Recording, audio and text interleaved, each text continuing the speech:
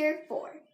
Alright guys, welcome back. Today, as I said, we'll be reading a Piglet called Truffle, Chapter 4. So yeah, let's get into it. Chapter 4, A Tiny Bit at a Time. Jasmine put the bottle on the floor bedside Truffle's box and left the room, closing the door behind her. She couldn't risk Mom coming in. "Oh, there you are," said Mom. "Come down to dinner. You must be starving." "I'm not hungry at all," Jasmine lied. "I can't eat my dinner. I feel really sick." Mom raised her eyebrows. "Have you been eating sweets from Nanny in your room again?" "No," said Jasmine gently. "I don't even have any sweets." Said Mom. She put her palm to Jasmine's forehead and looked closely at her face. "You seem all right. Come down to dinner and try at least. It's only baked potatoes." "I can't," said Jasmine, pressing her hand to her stomach and wincing. "My tummy feels really funny. Can I just lie down on my bed?" Mom looked surprised. "Really? Well, I'd better bring you up a bucket then in case you get sick." "It's okay. I've already got one," said Jasmine quickly. The last thing she wanted was Mom coming into her room. "Oh, good girl." Mom kissed the top of her head. "Go on then. Just lie down and rest. Call me if you need me." Mom walked down the landing and knocked on Ella's door. "Ella, dinner time." Jasmine hurried back to her room. She felt bad about deceiving Mom, but a life was at stake here. She bent down, lifted the trembling pig out of the box, and laid her in the lap. Gently, she held the bottle to her mouth. Truffle didn't respond. Jasmine held it there patiently, but the piglet's mouth stayed shut. She slipped her fingers into Truffle's mouth and prized her jaw open. It was remarkably resistant, and she was surprised to feel a raw, sharp little teeth. She pushed the teeth in, but it slipped right out again. She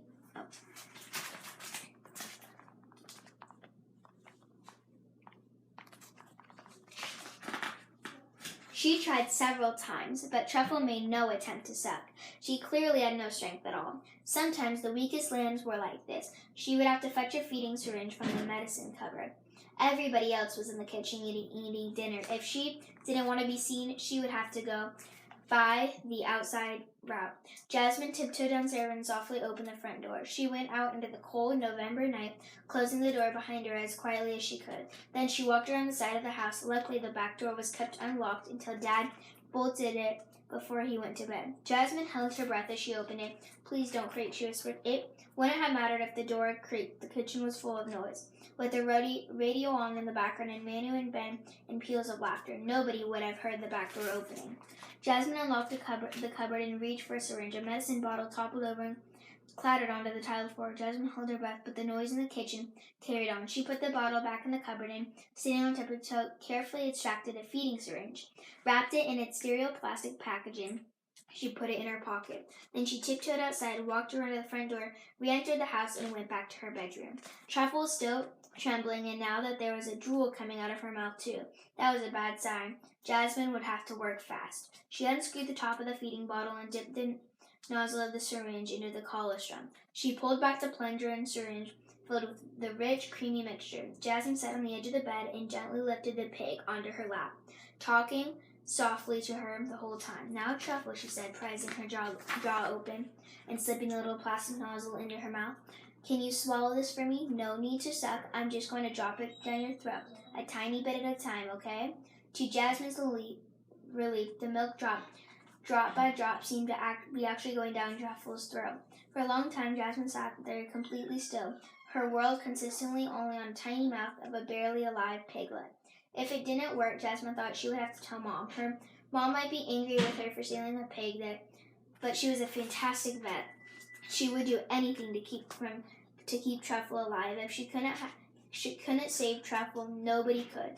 But Jasmine also knew that there was probably nothing Mom could do for Truffle that she herself wasn't already doing. Providing food and warmth was all anybody could do. And then a miracle happened. The plunger had almost reached the bottom of the syringe when suddenly Truffle's eyes flickered open.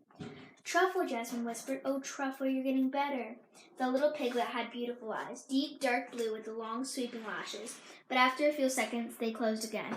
"Open your eyes," Jasmine urged her. "Come on, Truffle, open your eyes." But Truffle's eyes remained closed, and still she shivered.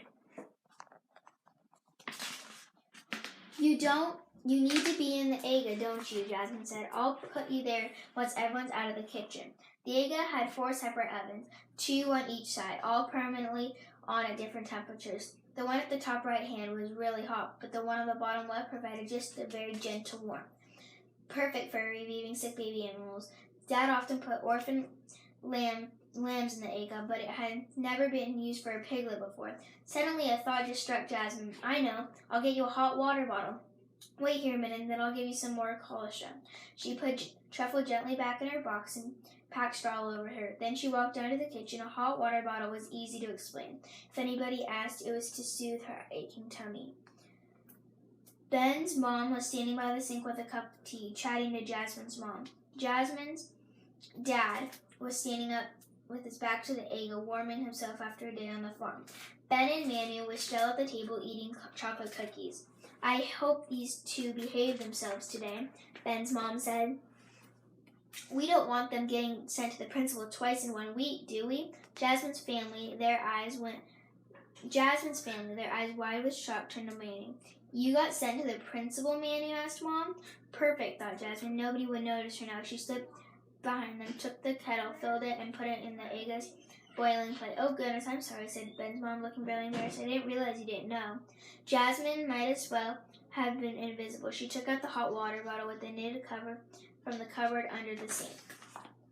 You got sent to the principal's? Asked Ella. In kindergarten? What did you do? Not just us and Manu, Alfie and Noah too. We didn't do anything wrong, said Ben. It was just Alfie's sister making a fuss. What did you do? Asked Mom, giving Manu a hard stare.